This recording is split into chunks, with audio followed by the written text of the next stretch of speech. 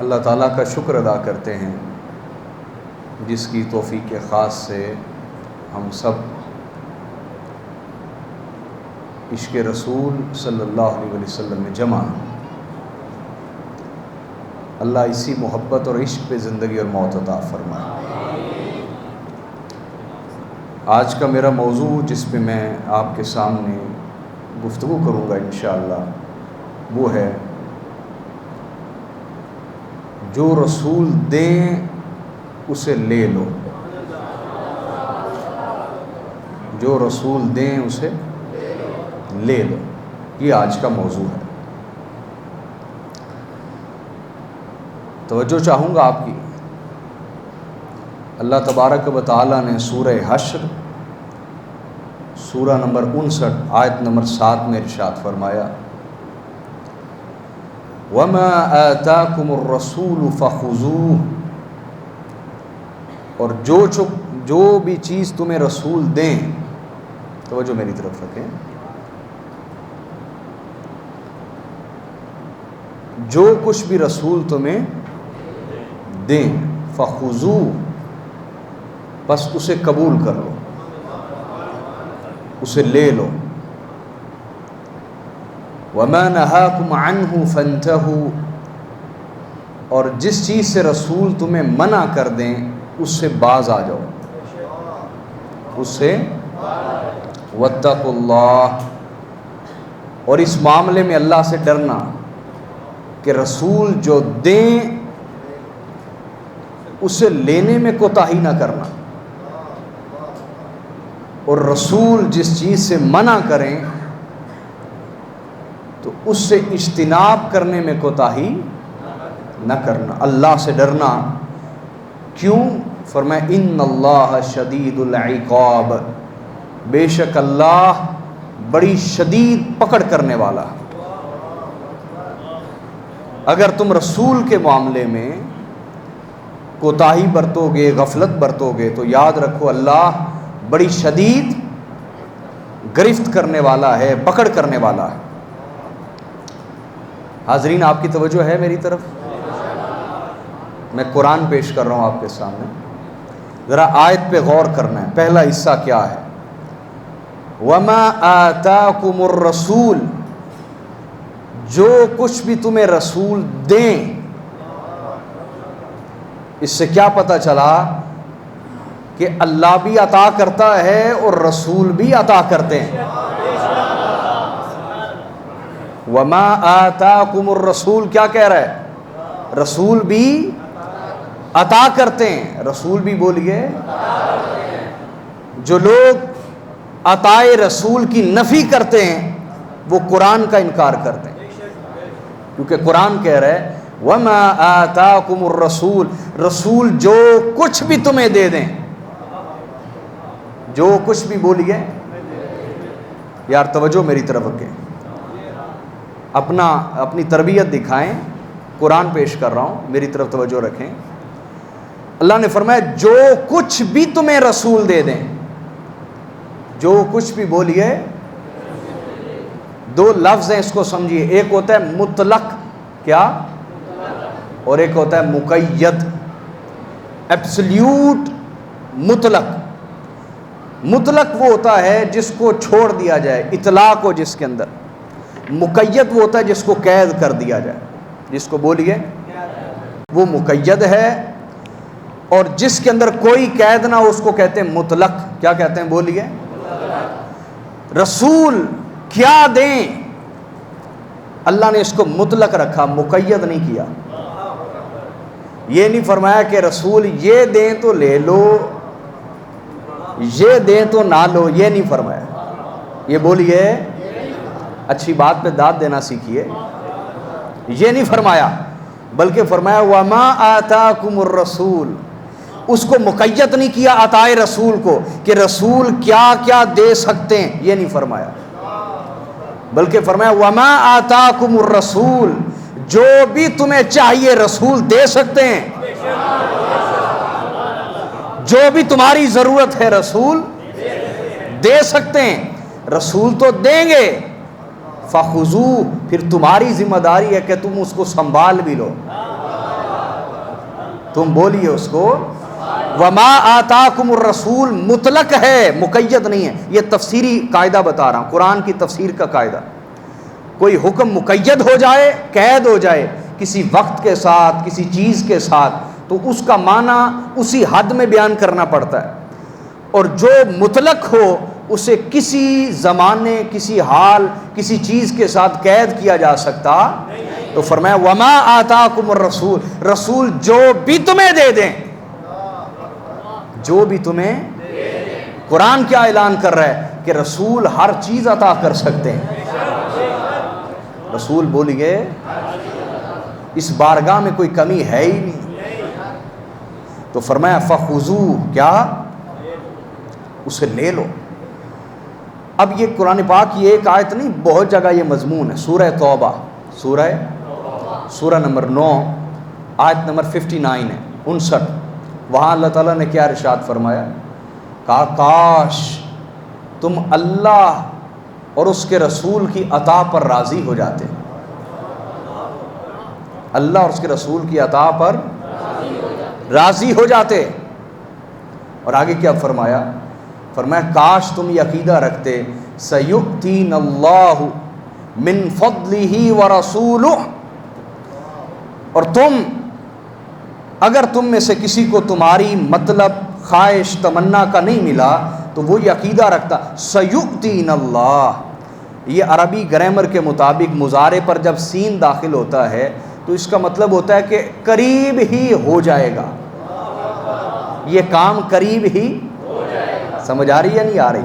یہ قریب ہی ہو جائے گا، زمانہ قریب کو ظاہر کرتا ہے. سیؤتین اللہ من فضلہ ورسولہ، ان قریب ہی ہے کہ اللہ اور اس کا رسول ہمیں اپنے فضل سے نواز دیں گے.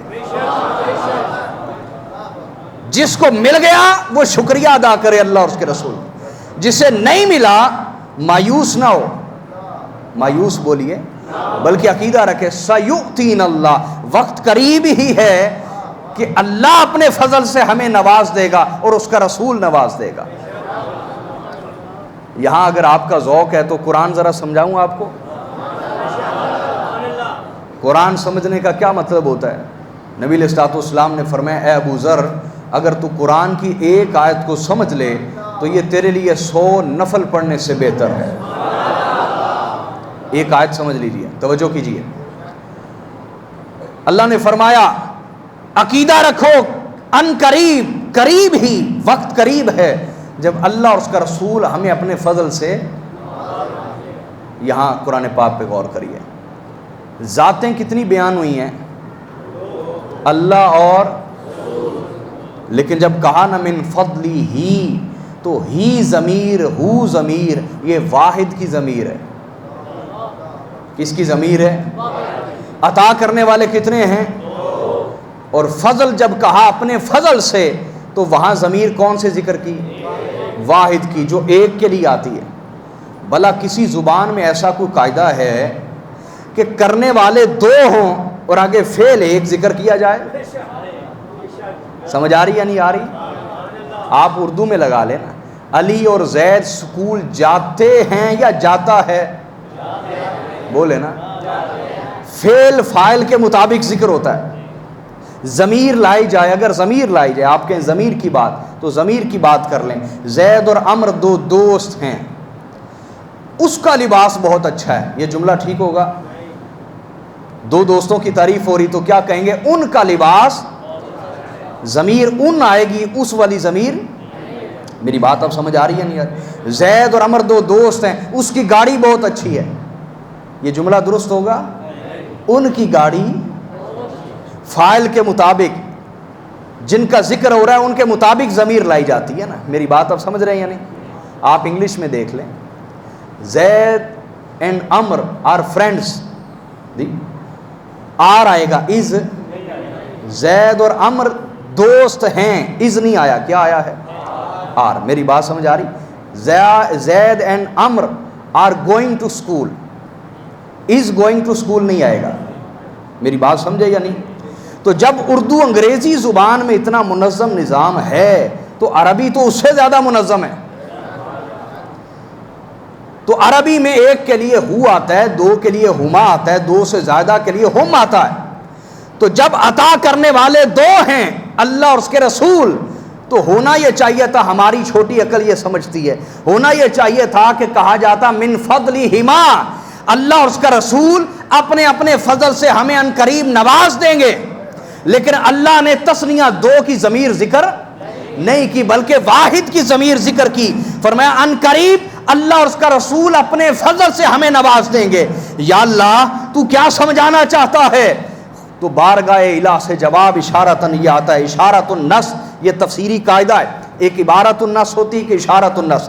تفسیری قاعدے کے مطابق جواب آتا ہے کہ اللہ پاک نے فرمایا من فضلی ہی. کیا فرمایا؟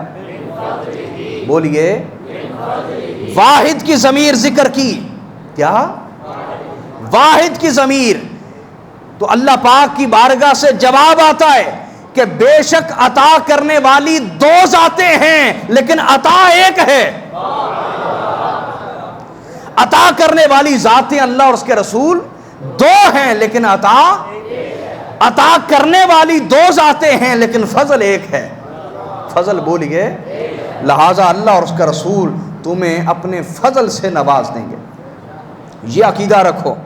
تو اللہ پاک نے فرمایا وَمَا آتَاكُمُ الرَّسُولُ فَخُذُوهُ، جو بھی تمہیں رسول دیں اسے قبول کرو، اسے لے لو. اسے بولیے.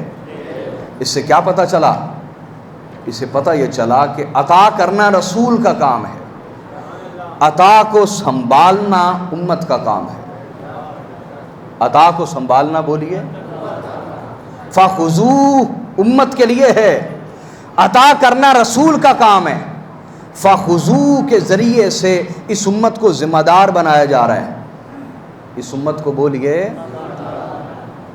کہ صرف نعروں سے کام نہ چلاؤ. فَخُذُوهُ جو کچھ رسول نے دیا ہے اسے بھی لو، اسے بھی بولیے ذمہ دار بنو، غافل نہ بنو. کیا بولیے؟ ذمہ دار بنو، غافل نہ بنو. جو کچھ بھی تمہیں رسول دیں اسے لے لو. امام شافعی آئے مکہ. کہاں بولیے؟ وہ آپ نے فرمایا بھی لوگوں مجھ سے جو بھی مسئلہ پوچھو گے تمہیں میں قرآن سے جواب دوں گا. تو ایک شخص کھڑا ہوا کہنے لگا حج کرنے کا طریقہ قرآن سے ثابت کریں. آپ نے فرمایا اعوذ باللہ من الشیطان الرجیم وما آتاکم الرسول فخذوہ، جو کچھ تمہیں رسول دیں وہ لے لو. اس کے بعد آقا علیہ الصلوۃ والسلام کا جو حج کرنے کا سنت طریقہ تھا وہ سارا بیان کر دیا. کہا یہ قرآن نے کہا ہے رسول جو دیں وہ لے لو، جو کچھ رسول نے کیا ہے وہ قرآن کا ہی حکم ہے. میری بات اب سمجھے یا نہیں؟ لہٰذا جو سنت کا انکار کرے وہ قرآن کا منکر، جو سنت کا انکار کرے وہ بولیے. تو محض نمود و نمائش سے حق محبت ادا نہیں ہوگا. فَخُذُوهُ کہتا ہے حکم، فَخُذُوهُ کہتا ہے ذمہ دار بن جاؤ. کیا؟ نمود و نمائش میں نہ پڑھو، ذمہ دار بنو. اور آگے فرمایا وَاتَّقُوا اللَّهَ، جو کچھ رسول دیں وہ لے لو اور جس سے منع کریں اس سے باز آ جاؤ، منع ہو جاؤ. اور آگے فرمایا وَاتَّقُوا اللَّهَ، اللہ سے ڈرنا. اگر تم نے رسول کی عطا کو قبول کرنے میں غفلت کی یا رسول کے منع کردہ کام سے باز رہنے میں غفلت کی پھر خدا سے ڈرنا. اس کی پکڑ شدید ہے، اس کی پکڑ شدید ہے. ان اللہ شدید العقاب، بے شک اللہ بڑی شدید پکڑ کرنے والا. حاضرین، رسول اللہ صلی اللہ علیہ وسلم نے ہمیں کیا دیا؟ دیا تو حضور نے بہت کچھ. میں آج میلاد کے حوالے سے اور تربیت کے حوالے سے ایک حدیث اس میں سے آپ کے سامنے بیان کرتا ہوں جو حضور نے ہمیں عطا کی ہے. سرکار نے بولی ہمیں، توجہ ہے آپ کی. یہ جو حدیث ہے اس حدیث پر کئی متحدثین نے کیا، ایک ہوتا ہے محدث جو حدیث کا ماہر ہو، علم حدیث کا ماہر، ایک ہوتا ہے متحدث. کیا؟ محدث وہ ہوتا ہے جو علم حدیث کا ماہر ہو، اور متحدث وہ ہوتا ہے جس نے محدثین والے کپڑے پہن رکھے ہوں، محدثین کی طرح ایکٹنگ کرے، اداکاری کرے. اندر کچھ نہ ہو، اندر بولیے کچھ نہ ہو، یوں سمجھے جیسے گدھا شیر کی کھال پہن لے۔ تو متحدث وہ ہوتا ہے جو محدث والا لباس پہن لے، اس طرح کی اداکاری کرے، لیکن اس کے اندر کچھ بھی۔ تو بعض متحدثین نے کہا یہ حدیث ضعیف ہے جو میں پیش کرنے جا رہا ہوں۔ تو حاضرین آئیے، حضور نے جو ہمیں عطا کیا وہ کس درجے کی چیز ہے، پہلے میں اس پر حوالہ جات پیش کر دوں۔ ممکن ہے آپ میں سے کسی شخص کو ان حوالوں سے کوئی دلچسپی نہ ہو، لیکن یہ ریکارڈنگ جہاں تک جائے گی تو بڑے بڑے اہل علم ہوتے ہیں، ان کے لیے وہ قیمتی چیز ہوگی۔ توجہ ہے آپ کی، بولیے۔ اس حدیث کو امام ترمذی نے بیان کیا سنن کتاب الدعوات میں، باب فی دعاء الضعیف، حدیث نمبر، میں بس حدیث نمبر کوٹ کرتا جاتا ہوں، 3578۔ امام نسائی نے بیان کیا سنن الکبریٰ میں، حدیث نمبر 10494 اور 10495۔ امام ابن ماجہ نے بیان کیا سنن میں کتاب اقامت الصلاۃ اور حدیث نمبر 1385۔ امام ابن خزیمہ نے بیان کیا صحیح میں، حدیث نمبر 1219۔ امام احمد بن حنبل نے بیان کیا المسند میں، اور حدیث نمبر 17279 اور حدیث نمبر 17282 بھی ہے، اور امام حاکم نے روایت کیا المستدرک میں، حدیث نمبر ہے 700 اور 707 بھی، اور حدیث نمبر 1180 بھی، 1909 بھی، 1929 بھی۔ امام حاکم بار بار اس حدیث کو لائیں۔ امام طبرانی لائیں المعجم الصغیر میں، حدیث نمبر 508، المعجم الکبیر میں لائیں، وہاں حدیث نمبر 8311۔ امام بخاری نے بیان کی اس کو تاریخ الکبیر میں، وہاں حدیث نمبر ہے 2192۔ امام عبد بن حمید نے المسند میں بیان کیا، حدیث کو روایت کیا 379 حدیث نمبر ہے امام عبد بن حمید نے۔ امام نسائی بیان کرتے ہیں اس کو عمل الیوم واللیلہ، یہ کتاب ہے، حدیث نمبر 658 میں اور حدیث نمبر 660 میں۔ امام بیہقی نے روایت کیا دلائل النبوہ، یہ حدیث کی معتبر ترین کتابیں بتا رہا ہوں، یہ کوئی پچھلے 100-200 سال پرانی لکھی گئی فرقے پرستی کی دور کی کتابیں نہیں بتا رہا آپ کو۔ علم حدیث کا مدار ہے جن کتابوں پر، میں ان کا حوالہ دے رہا ہوں آپ کو۔ امام ابو یوسف نے بیان کیا، امام منذری نے بیان کیا، ابن تیمیہ نے بیان کیا، امام حیثمی نے بیان کیا، درجن سے زائد محدثین ہیں جن کے حوالہ جات میں نے پیش کر دیا، اور اس کے علاوہ بہت سارے جنہوں نے اس حدیث کو بیان کیا۔ کیوں بھی توجہ سے سنیں گے؟ اس حدیث میں ہے کیا جو میں نے آج کے موضوع کے لیے چنی، جو حضور کی عطا ہے، حضور کی بولیے۔ حدیث کے راوی ہیں حضرت عثمان بن حنیف، کون بولیے؟ وہ بیان کرتے ہیں ان رجلا ضریر البصر اتى النبي صلی اللہ علیہ وآلہ وسلم، کہتے ایک نبینا شخص حضور کی بارگاہ میں آیا۔ کون؟ ایک نبینا شخص سرکار کی بارگاہ میں آیا، فقال ادعو اللہ لی ان یعافینی، یا رسول اللہ میرے لیے دعا کریں اللہ مجھے آنکھیں عطا فرما دے۔ آ کے کیا کہتا ہے بولیے؟ یا رسول اللہ میرے لیے دعا کریں اللہ مجھے۔ فقال ان شئت اخرت لک، حدیث ساتھ ساتھ سمجھتے نہ جائیں، بولیے، بولے نا، ساتھ ساتھ سمجھتے نہ جائیں۔ اس نے کہا یا رسول اللہ میرے لیے دعا کریں، میرے لیے بولیے، یعنی اسے آنکھیں چاہیے تھی تو وہ کہاں آیا؟ بارگاہ مصطفیٰ میں آیا۔ کیوں؟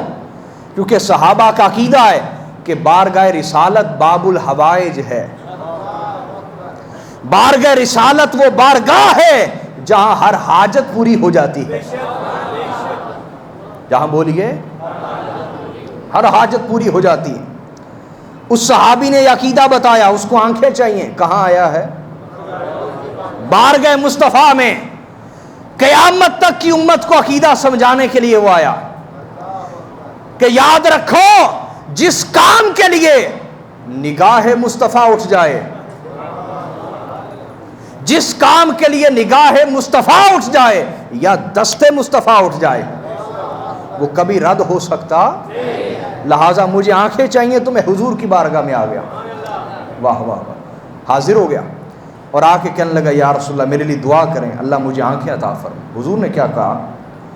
ارشاد فرمائے ان شئت اخرت لک وہو خیر، فرمائے اگر تو چاہے تو میں دعا کو مؤخر کر دیتا ہوں، پینڈنگ کر دیتا ہوں، تاخیر سے کر دوں گا، پھر کبھی کر دوں گا، وہو خیر، اور یہ تیرے لیے بہتر ہے، یہ تیرے لیے بولیے۔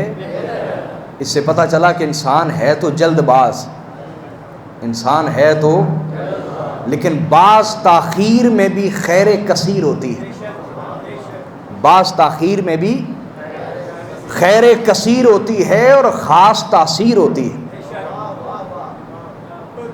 بعض تاخیر میں بھی خیر کثیر اور خاص تاثیر ہوتی ہے۔ حضور نے فرمایا وَهُوَ خیر، تاخیر بہتر ہے تیرے لیے، اور اگر تو چاہے تو میں بھی دعا کر دیتا ہوں۔ فقال ادعو، اس نے کہا حضور ابھی دعا کر دیں، کیا؟ فَأَمَرَهُ يَتَوَضَّعَ فَيُحْسِنَ وُضُوءَهُ، حضور نے فرمایا پھر ایسا کرو جا کے اچھے طریقے سے وضو کرو، اچھے طریقے سے وَيُصَلِّيَ رَكَعَتَيْنِ، اور 2 رکعتیں نماز ادا کرو، حاجت کے 2 نفل ادا کرو، حاجت کے 2۔ اس سے کیا پتہ چلتا ہے؟ یہاں مشائخ، صوفیاء، اولیاء اللہ، پیران عظام کے لیے تعلیم ہے یہاں پہ کہ اگر کوئی حاجت مند آ جائے، کسی بہانے سے آ ہی جائے، تو اسے اس بہانے سے مصلی کے قریب کرنا چاہیے، ہر بندے کو تعویذ نہ لکھ کے دینا چاہیے، ہر بندے کو دم ہی نہیں کرنا چاہیے۔ کوئی حاجت مند آ جائے تو چونکہ پریشان ہے نا، دکھی ہے، اگر آپ کوئی کام کہہ دیں گے تو مان جائے گا۔ میں حدیث سے دلیل اخذ کر رہا ہوں، یہ کسی کی تقریر کی نقل نہیں ہے، میں محنت سے الحمدللہ میں 4-5 گھنٹے لگا کے تازہ مطالعہ کرتا ہوں ہمیشہ ہر بیان کے لیے، تو آپ ڈھیلے ڈالے بیٹھے ہیں یار، ہیں جی؟ انسان مال کا سخی نہ ہو تو داد کا سخی تو ہونا چاہیے۔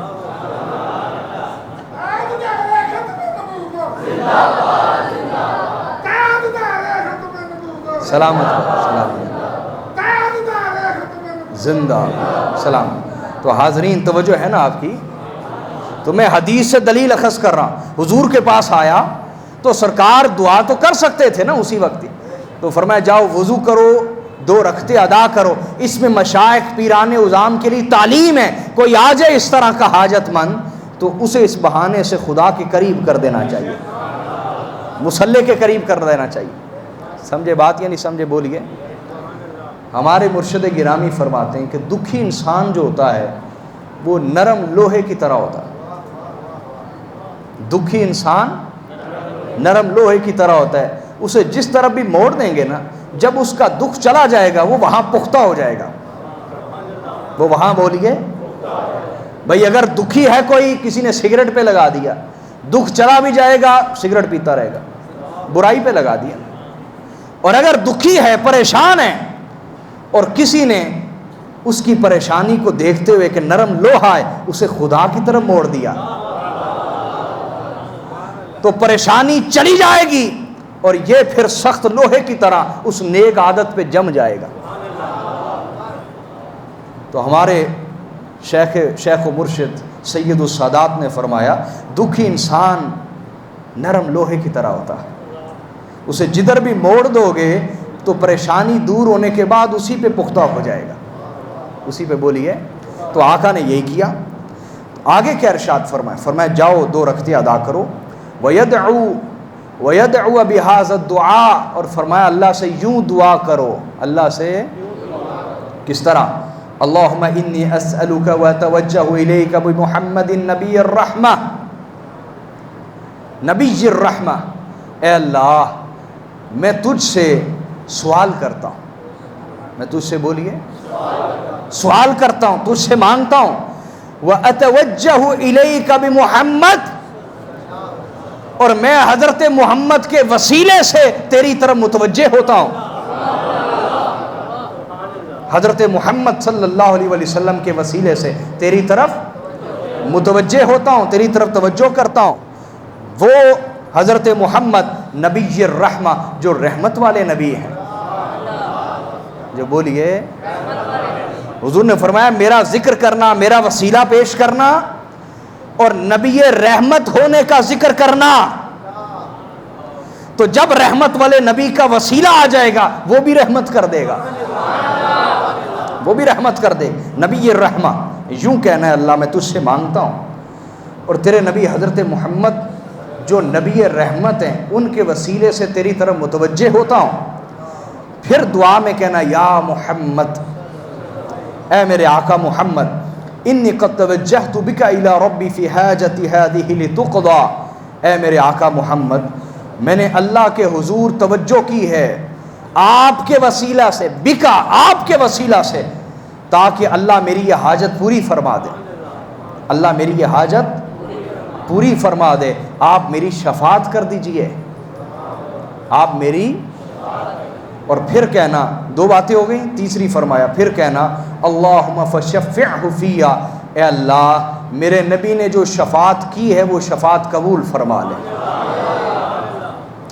اس کو کہتے ہیں صلاۃ الحاجات، جب کوئی حاجت پوری نہ ہو رہی ہو یہ تین کام کرنے، بولیے کتنے؟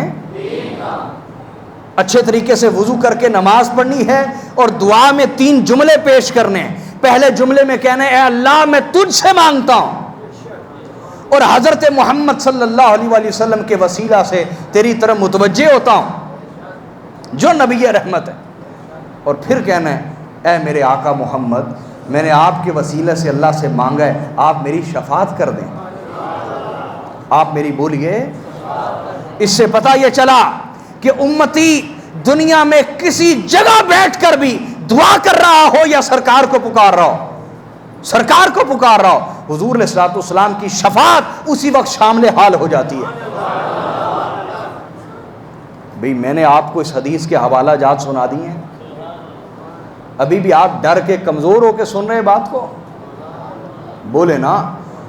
اور اس حدیث کے بارے امام ترمذی نے فرمایا، امام نسائی نے، ابن ماجہ نے، انہوں نے کہا حدیث حسن صحیح، یہ حدیث حسن بھی ہے صحیح بھی ہے۔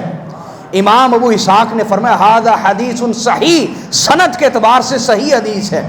امام حاکم نے فرمایا ھذا حدیث صحیح علی شرط الشیخین، امام بخاری اور مسلم کی شرطوں کے مطابق یہ حدیث صحیح ہے۔ امام حیثمی نے فرمایا حدیث صحیح، یہ سند کے اعتبار سے حدیث صحیح ہے۔ علامہ ناصر الدین البانی جو سعودی عرب کے بہت بڑے محدث سمجھے جاتے ہیں، انہوں نے بھی کہا صحیح، یہ حدیث صحیح ہے۔ ابھی بھی کوئی شک ہے بات سننے میں؟ یہاں کیا سمجھایا گیا؟ توجہ ہے آپ کی؟ بولیے نا۔ پہلی چیز تو یہ ہے حضور نے جو سکھائی وہ یہ کہ جب بھی تمہیں کوئی حاجت چاہیے ہو ہمیشہ میرا وسیلہ پیش کرو، اللہ کی بارگاہ میں میرا، اللہ کی بارگاہ میں بولیے میرا وسیلہ پیش کرنا، میرا وسیلہ پیش کرنا، جب بھی تمہیں کوئی حاجت چاہیے میرا وسیلہ پیش کرنا، بولیے میرا، اور مجھے شفاعت کے لیے کہنا، مجھے، تم جہاں بھی بیٹھ کر مجھے شفاعت کے لیے کہو گے میں تمہاری شفاعت کروں گا، میں، بولیے، تمہاری شفاعت کروں گا۔ تو پہلی چیز جو حضور نے سکھائی وہ یہ کہ میری ذات کو ہر معاملے میں اللہ کے ہاں وسیلہ بنا لو۔ کیا بنا لو؟ بولیے۔ جو کچھ رسول عطا کریں وہ لے لو، یہ حکم دیا نا قرآن میں۔ رسول نے کیا دیا ہے؟ ہر معاملے میں میری ذات کو حضور نے فرمایا وسیلہ بنا لو۔ کیا بنا لو؟ بولیے نا، بولے نا یار، ہر معاملے میں وسیلہ بنا لو، جہاں بھی وسیلہ بناؤ گے تمہاری حاجتیں اللہ پوری فرما دے گا۔ دعا میں وسیلہ بناؤ، دعا میں، خوشی میں، خوشی کا کوئی معاملہ ہو حضور کی ذات کو دیکھ کر وہ خوشی مناؤ، اس خوشی کے ذریعے اللہ کو راضی کرنا چاہتے ہو حضور کو وسیلہ بناؤ۔ کوئی غمی آ گئی ہے، غم ہے، اس میں حضور کو وسیلہ بناؤ۔ کیا ہم ایسا کرتے ہیں؟ بولیں یار، جاگو تو صحیح نا۔ کیا ہماری شادیاں حضور کی سنت کے مطابق ہوتی ہیں؟ بولیں آج جس قوم میں نکاح مشکل ہو جائے اور زنا آسان ہو جائے اور پھر وہ سمجھے کہ شاید ہم تقریروں کے ذریعے سے اپنی نوجوان نسل کو پاکیزہ رکھ لیں گے، بڑی بیوقوف قوم ہے وہ، بڑی بیوقوف قوم ہے وہ جو یہ سمجھتی کہ محض تقریروں کے ذریعے سے آپ اپنی نسل کو پاکیزہ رکھ لیں گے۔ نہیں رہ سکتے۔ جب قرآن نے زنا کی سزا بعد میں مقرر کی، زنا کی سزا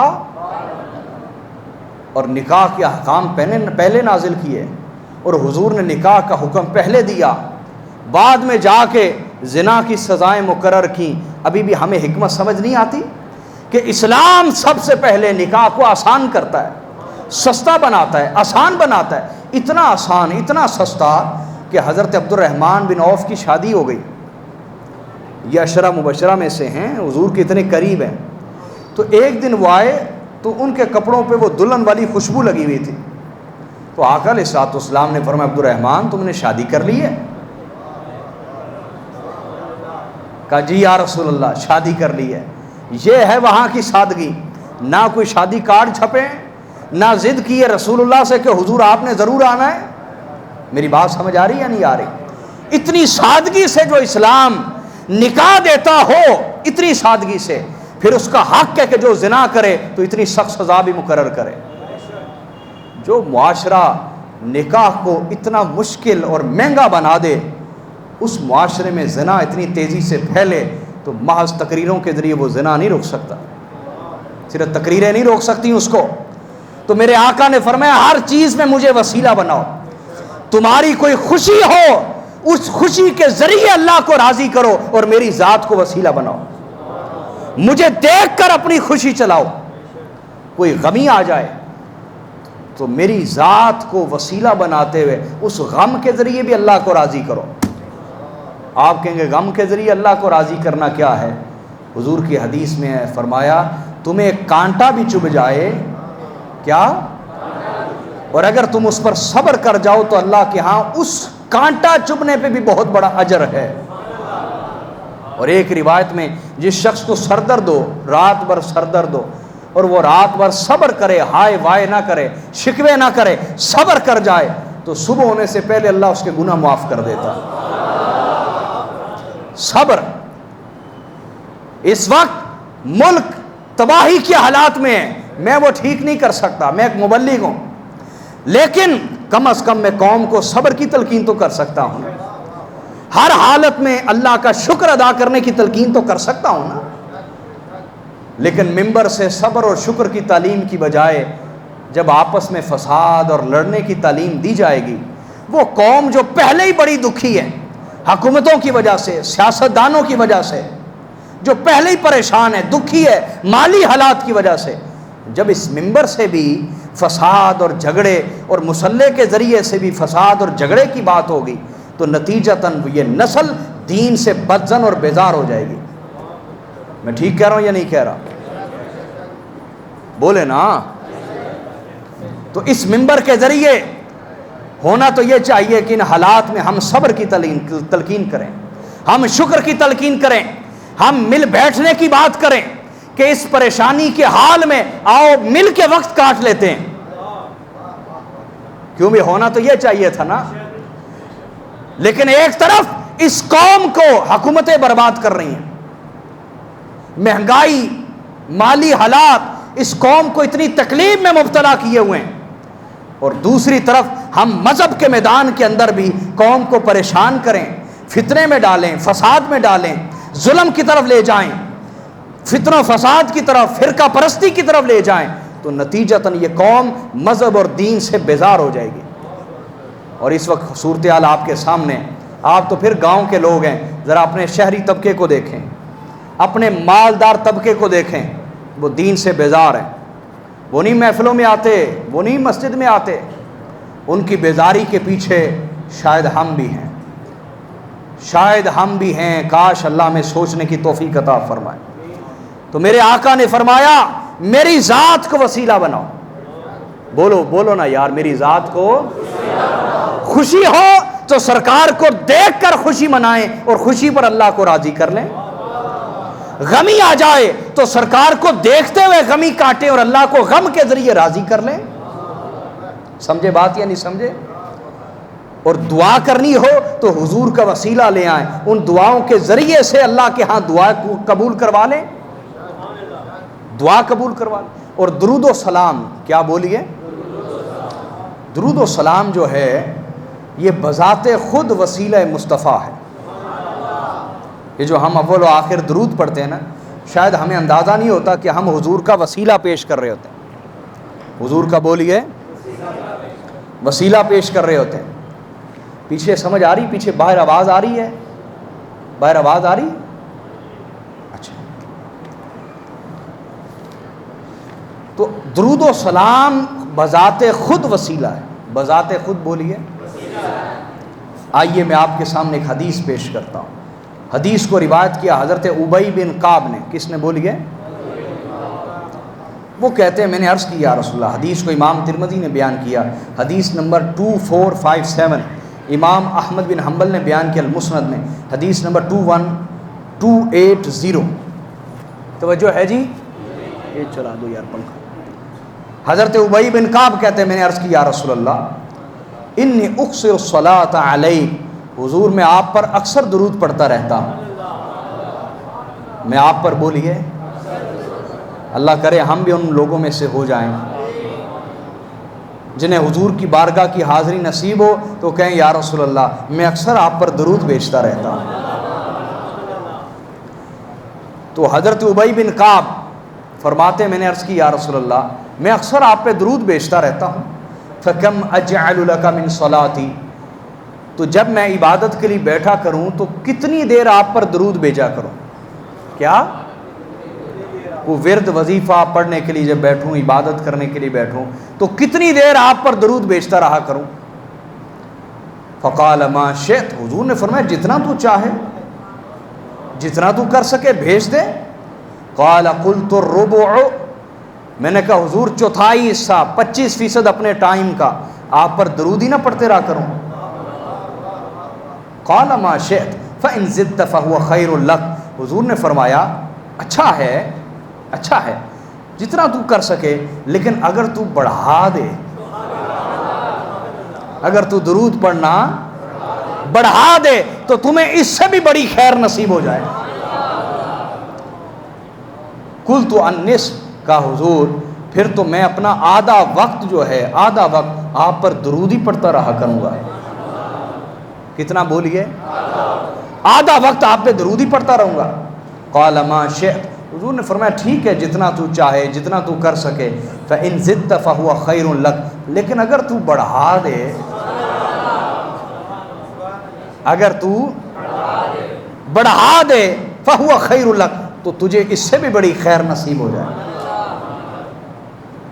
جب خدمت کرنے والا ایسا ہو نا کہ بندے کو پتا ہو کہ انہوں تھوڑا آج کام کیا ہی تھا نا, ہم سیدنا آل رسول ہیں, تو ہمارے ساتھ ہر دور میں نا ایسی محبت کرنے والے لوگ بڑے ہوتے ہیں, سیدوں سے, آل رسول سے, نبی کے گھرانے سے. کہتے سرکار کوئی کام ہوئے تو حکم کرنا, اسی تاڑے نوکر ہاں, خادم ہاں. تو زندگی میں کوئی کام کہہ دیں نا, اگر کہہ دیں ان کے سر میں پانی ڈل جاتا ہے, ان کے سر میں خاک ڈل جاتی. ایسا ہے یا نہیں ہے؟ گریبانوں میں جھانکے کہیں آپ تو ان لوگوں میں سے نہیں ہیں جو آل رسول سے یہ تو کہتے ہو کہ جناب حکم کریں, کوئی خدمت ہمارے لائق ہو, اور اگر کبھی وہ کہہ دیں تو ان کے سر میں خاک ڈل جائے. تو ایسے بھی خادم ہوتے ہیں, لیکن سرکار کو پتا تھا یہ خادم ایسا نہیں ہے. جتنا حکم بڑھاتا جاؤں گا یہ اس خدمت کو اتنی بڑی سعادت سمجھے گا. حضور نے فرمایا اگر تو بڑھا دے تو اس سے بھی زیادہ بہتر ہے. قلت فالثلثین, کہنے لگے پھر 2/3, کیا 2/3, 2/3 حصہ, تقریباً 66% میں اپنا جو وقت ہے وہ آپ پر درود ہی حضور بیچتا رہوں گا. قال ما شئت, حضور نے فرمایا جتنا تو کر سکے, جتنا چاہے. فإن زدت فهو خير لك, لیکن اگر تو بڑھا دے, اگر تو بڑھا دے تو تجھے اس سے بھی بڑی خیر نصیب ہو جائے, تجھے اس سے بھی بڑی خیر نصیب ہو جائے.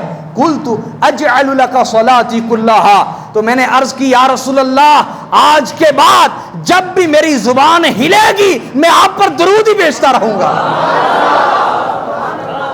جب بھی میری زبان کھلے گی۔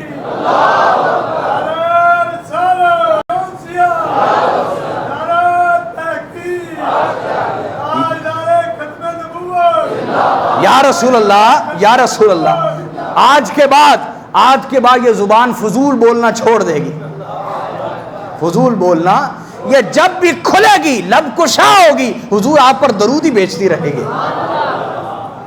میرے آقا نے جب یہ سنا حضور خوش ہو گئے، فرمایا اذن تکفی ہمک ویغفر لک ذنبک، کہا اگر تو نے ایسا کر لیا تو یہ درود تیرے غم بھی مٹا دے گا، تیرے گناہ بھی مٹا دے گا۔ اے امت، ہم ملکی حالات تو ٹھیک نہیں کر سکتے لیکن اللہ اور اس کے رسول سے تعلق تو ٹھیک کر سکتے ہیں۔ آئیے ہر معاملے میں سرکار کی ذات کو وسیلہ بنا لیں، حضور کی ذات کو بولیے۔ اور دوسری چیز جو سرکار نے سکھائی وہ کیا؟ فرمایا اللہ کے سامنے جب مجھے یاد کرو، اللہ کے سامنے جب مجھے تو کہنا نبی رحمہ، کیا؟ رحمت والے نبی، بولیے کیا؟ جب اللہ کے سامنے مجھے یاد کرنا تو کہنا رحمت والے نبی، بولو نا یار۔ قرآن نے کہا جو رسول دیں اسے لے لو، حضور نے کیا دیا؟ ایک تو فرمایا زندگی کا ہر عمل مجھے دیکھ کے گزارو، ہر عمل میں مجھے وسیلہ بناؤ، اس عمل کے ذریعے اللہ کو راضی کرو، پہلا تو یہ فرمایا۔ دوسرا حضور نے کیا دیا اس امت کو؟ یہ میلاد کا تحفہ ہے جو میں آپ کو دے رہا ہوں۔ فرمایا اللہ کے سامنے مجھے یاد کرنا تو میرے لیے کہنا رحمت والے نبی، بولیے کیا؟ ہائے ہائے ہائے، اس پہ پیغام چونگ والو، حضور نے خود کو کن کن القابات سے یاد کیا پتہ ہے آپ کو؟ حضور کو جو اپنے لیے القاب بہت پسند تھے وہ کیا تھے؟ ایک فرماتے تھے خود کو رحمت والا نبی، ایک تو اللہ نے فرمایا نا وَمَا أَرْسَلْنَاكَ إِلَّا رَحْمَةً لِلْعَالَمِينَ، ایک حضور بھی خود کو فرماتے تھے، حضور کو یہ لقب اپنے پسند تھے، اپنے لقب بولیے، فرماتے تھے رحمت والا نبی، کیا؟ دوسرا جو کفار بھی حضور کو کہتے تھے الصادق، حضور کو یہ پسند تھا، سرکار کو بولیے یہ لقب بہت پسند تھا۔ تیسرا الامین، کیا؟ چوتھا حضور خود کو فرماتے تھے انما بعثت معلما، اللہ نے مجھے معلم بنا کے بھیجا ہے، معلم کہلانا پسند فرماتے تھے، معلم کہلانا۔ اور پانچواں لقب جو آپ کو پسند تھا، فرماتے تھے انما بعثت لاتمم مکارم الاخلاق، اللہ نے مجھے اس لیے بھیجا ہے کہ میں اعلیٰ اخلاق کی تکمیل کر دوں، مربی اخلاق، بولیے کیا؟ مربی کہتے ہیں تربیت دینے والے کو، مربی کس کو کہتے ہیں؟ بولو نا یار۔ مربی اخلاق کہلانا پسند فرماتے تھے۔ یہ 5 القابات حضور کو پسند تھے اور پسند کرتے تھے کہ میری امت مجھے ان کے ذریعے یاد کرے۔ چونگ والو توجہ ہے ذرا، ایک درد دل نہ آپ سے بیان کر لوں۔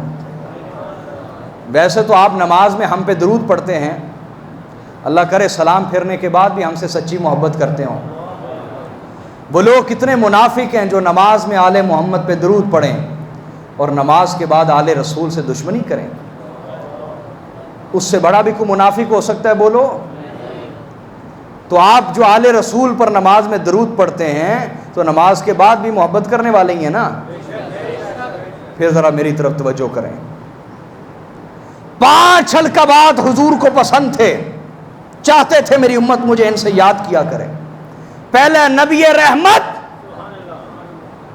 نبی رحمت، لیکن عجیب بات یہ ہے نبی رحمت کی امت جتنی متشدد ہے، تشدد پسند ہے، نفرت کرنے والی، متشدد، تشدد کرنے والی، دوسروں پہ نہیں، عیسائیوں پہ نہیں، یہودیوں پہ نہیں، ادھر نہیں زور چلتا، اپنوں پر اپنوں کی جتنی ویری دشمن متشدد قوم نبی رحمت کی امت بنی ہوئی ہے. دنیا میں کوئی ایسی قوم ہو تو میرے سامنے لے آئیں جو اپنوں کی اتنی دشمن ہو. بھائی یہودی دشمنی کرتے ہیں دوسروں سے, اپنوں سے نہیں. سمجھ آ رہی ہے نہیں آ رہی؟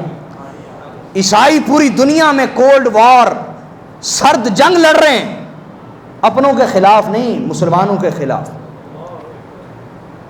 نبی رحمت کی امت نے یہ دن دکھائے ہیں کہ یہ سب سے زیادہ ایک دوسرے کے لیے زحمت بنے ہوئے ہیں, ایک دوسرے کے لیے عذاب بنے ہوئے ہیں, ایک دوسرے کے لیے متشدد ہیں.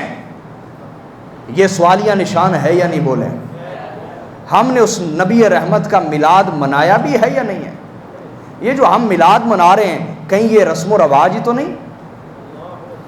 سوچنا ہے اگر نبی رحمت کا میلاد منائیں اور ہمارے اندر رحمت نہ اترے, ہم تشدد پسند رہیں, ہم نفرت پسند رہیں, ہم وحشی ہوں, ہمارے اندر وحشی پن ہو, اور وہ بھی غیروں کے لیے نہیں اپنوں کے لیے, تو مجھے بتائیے کیا ایسا آدمی حضور سے محبت کے دعوے میں سچا ہو سکتا؟ جھوٹا آدمی ایسا شخص. حاضرین, قرآن نے یہ اپنا عذاب بیان کیا ہے. اللہ پاک نے کیا فرمایا؟ یہ میرا, کہ میں یہ عذاب نازل کرتا ہوں قوموں پر, وہ آپس میں جھگڑ پڑتے ہیں, آپس میں لڑتے ہیں. یہ اللہ کا عذاب ہے, یہ اللہ کا عذاب ہے, یاد رکھو, خدا کا عذاب ہے یہ. تو نبی رحمت کی امت سب سے زیادہ متشدد دنیا میں, ایک سوالیہ نشان ہے. الصادق سب سے سچا, الصادق رسول کی امت سب سے زیادہ جھوٹ بولنے والی ہے. دنیا میں ہماری مارکیٹنگ ختم ہو کے رہ گئی جھوٹ کی وجہ سے. کوئی ہم سے سودا لینا پسند نہیں کرتا. ایک نمک ہی ہے, وہ ہم سے انڈیا خریدتا ہے, انڈیا سے دنیا خریدتی ہے. الصادق رسول کی امت سب سے زیادہ جھوٹ بولتی ہے, الا من شاء اللہ, سوائے کوئی 1-2% سچے ہوں گے. الامین, الامین رسول کی امت سب سے زیادہ دھوکے باز ہے, چھپ کر وار کرنے والی, دھوکہ دینے والی, خیانت کرنے والی ہے. آج اب دنیا میں دیکھیں امانت داری میں ہم کس رینک کے اوپر بیٹھے ہوئے ہیں. میرا سوال ٹھیک ہے یا نہیں؟ اپنے گریبانوں میں جھانکے اگر صحیح میلاد منانا ہے.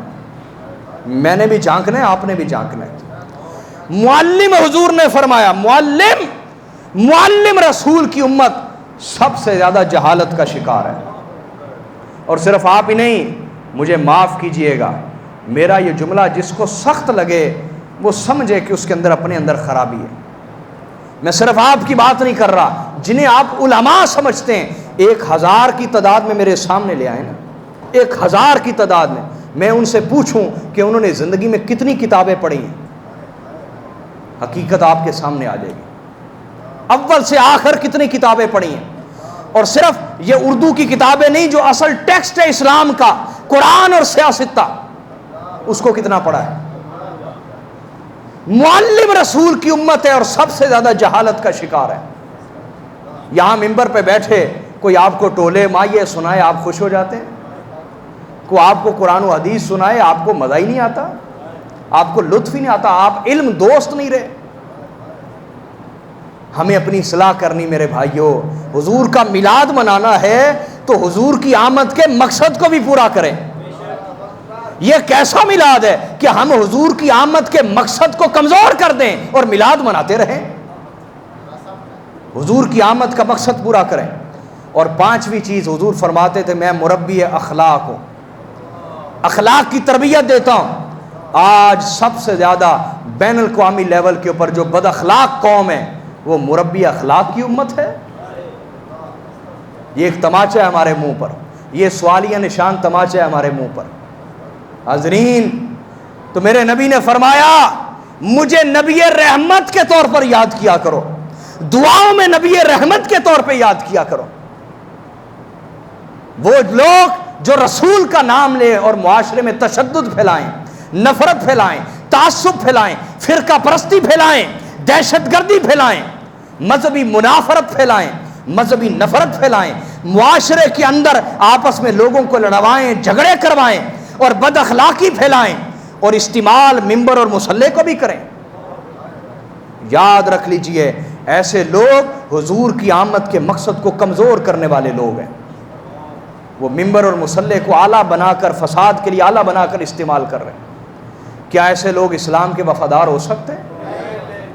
یہ لوگ بھائی دیکھیے، آپ آپس میں لڑتے ہیں، اس کا فائدہ کس کو ہے؟ بولو نا، دشمن کو، کفار کو۔ اور اس کا نقصان کس کو ہے؟ مانتے ہیں یا نہیں مانتے؟ پھر روزانہ لڑتے ہیں، ایک دوسرے پر فتوے لگاتے ہیں۔ میری بات اب سمجھے یا نہیں سمجھے؟ لہذا مذہب کے نام پر جو فساد پھیلایا جاتا ہے، یہ کس کا فائدہ کر رہا ہے؟ فساد پھیلانے والا۔ جب وہ دشمن کا فائدہ کر رہا ہے تو جو دشمن کو فائدہ پہنچائے وہ دشمن کا وفادار ہے یا محمد رسول اللہ کا وفادار ہے؟ میں سید آل رسول ہوں، ہم حق بیان کرنے سے ڈرتے نہیں ہیں، لیکن آپ نے ہمارے ساتھ وفا نہیں کی، آپ ہمارا سچ یا تو سنتے نہیں یا قبول نہیں کرتے۔ چونگ والو، آپ کی کربلا آپ کا دور ہے، آپ کی کربلا بولیے، آپ کے دور میں جو سید دین کا کام کر رہا ہے آپ اس کا ساتھ دیں۔ نہیں دیں گے تو وہ جو آپ کا ذکر حسین کرنا، ذکر کربلا کرنا، وہ سب اللہ کے یہاں منافقت شمار ہوگی۔ آپ کا امتحان آپ کا دور ہے، آپ کا امتحان بولیے آپ کا دور ہے۔ تو میں نے عرض کیا، حضور نے فرمایا مجھے کس لقب سے یاد کیا کرو؟ نبی رحمت۔ کیا بولیے؟ آج اس نبی کا نام لینے والے جو تشدد اور فساد پھیلاتے ہیں، ذرا سنیں وہ رسول کیسے رسول تھے۔ جنگ ہوئی کون سی بولیے؟ سہیل بن عمر پکڑا گیا۔ سہیل بن عمر کون تھا؟ یہ خطیب قریش کہلاتا تھا۔ اس کا کیا لقب تھا؟ یہ رسول اللہ کے خلاف تقریریں کرتا تھا اور حضور کے خلاف ابھارتا تھا۔ رسول اللہ کے خلاف تقریریں کرنے والا سہیل بن عمر پکڑا گیا غزوہ بدر میں۔ جب سامنے لایا گیا، حضرت عمر فاروق نے کہا یا رسول اللہ مجھے اجازت دے میں اس کی زبان کاٹ دوں، یہ جس زبان سے آپ کے خلاف تقریریں کرتا ہے، حضور مجھے اجازت دے میں اس کی زبان کاٹ دوں۔ حضور نے فرمایا عمر اگر میں اس کی لاش کو بگاڑ دوں گا تو اللہ میری لاش کو بگاڑ دے گا۔ میں رحمت بنا کے بھیجا گیا ہوں، زحمت بنا کے نہیں بھیجا گیا۔ اور دوسرا فرمایا عمر تمہیں کیا خبر، شاید کو وقت ایسا بھی آ جائے جب اس کی زبان تجھے بڑی اچھی لگنے لگ جائے اور اس کی زبان پر تجھے فخر ہو، تجھے کیا خبر۔ حضرت عمر سہیل بن عمر کو لائے باہر جیل سے، کہا میں نے تو سرکار سے بڑا کہا تھا مجھے تیری زبان کاٹنے دے، لیکن سرکار نے اجازت نہیں دی اور یہ فرمایا ہے تیرے بارے۔ اس نے کہا مجھ دشمن کے بارے یہ کہا؟ کہا بالکل تیرے بارے یہ کہا۔ اس نے کہا مجھے شرمندگی ہوئی کہ میں کتنی عظیم ہستی کے خلاف لڑ رہا تھا۔ جو دشمنوں کو جھکنے پہ مجبور کر دے وہ اخلاق ہیں۔ وہ کیا چیز ہے بولیے؟ لیکن شرمندہ وہ ہوتا ہے جو خاندانی ہو، چاہے کافر ہو کیوں نہ ہو، جو خاندانی اصلی نسلی ہو اسے غیرت آ جاتی ہے، اور جو بے نسل آدمی ہو، بے نسل آدمی ہو اسے کبھی شرم اور حیا نہیں آتی، کبھی بھی نہیں آتی۔ تو میرے آقا نبی رحمت ایسے ہیں، حضور نے فرمایا شاید اس کی زبان پہ تجھے کبھی فخر ہو۔ اور پھر ایسا ہی ہوا جب نبی علیہ الصلوۃ والسلام کا انتقال ہوا، فتح مکہ کے موقع پر سہیل بن عمر نے اسلام قبول کیا۔ جب حضرت ابوبکر صدیق خلیفہ بنے تو آپ کو پتہ ہے بہت سارے جو قبائل تھے اسلام سے مرتد ہو گئے، ان میں مکہ کے جو لوگ تھے، جو طلقاء تھے، جو مجبوراً اسلام لائے، انہوں نے بھی اعلان کر دیا کہ ہم اسلام سے پیچھے ہٹ گئے، ہم تب تک اسلام پہ تھے جب تک محمد صلی اللہ علیہ وسلم زندہ تھے، وہ چلے گئے ہم بھی اسلام سے پیچھے ہٹ گئے۔ تو سہیل بن عمر کھڑے ہوئے اور کعبۃ اللہ کے ساتھ پشت لگائی، کہا اے اہل مکہ تم سب سے آخر میں اسلام لائے ہو، اب سب سے پہلے اسلام سے پھر جانے والوں میں شمار نہ ہو۔ کچھ تو غیرت کرو. اسلام لانے میں تو سب سے آخر اور پیچھے ہٹنے میں سب سے پہلے. انہوں نے غیرت دلائی. جو فتنہ اٹھ رہا تھا وہ فتنہ دب گیا. جب یہ پیغام مدینے پہنچا تو حضرت عمر رو پڑے. کہا عمر تو سخت طبیعت کا تھا, حضور بڑے کریم تھے. حضور نے جو فرمایا تھا اس کی زبان نہ کاٹو. اللہ نے مجھے رحمت بنا کے بھیجا, زحمت بنا کے نہیں بھیجا. حضور نے جو فرمایا تھا وہ سچ فرمایا. یہ ہے آپ کے نبی کی اصل تصویر جو میں پیش کر رہا ہوں. ہم آپس کی لڑائیوں سے رسول اللہ کی سیرت کو مشکوک بنا رہے ہیں. ہم آپس کے جھگڑوں کے ذریعے سے اسلام کی تصویر کو مشکوک کر رہے ہیں. یہ کس طرح کا مذہب ہے جو وحشی پن سکھاتا ہے؟ یہ آپس میں لڑتے رہتے ہیں. ہم اسلام کو مشکوک کر رہے ہیں اپنی حرکتوں کے ذریعے. اللہ ہمیں اسلام کا فائدہ کرنے والوں میں شمار کرے. ہم سے اور ہماری نسلوں سے کبھی اسلام کا نقصان نہ ہو. یہ آپ کے نبی کی اصل تصویر. میرے نبی بیٹھے ہوئے ہیں صلی اللہ علیہ وسلم. ایک بدو حضور سے ملنے آیا, اسے پیشاب آ گیا. کیا؟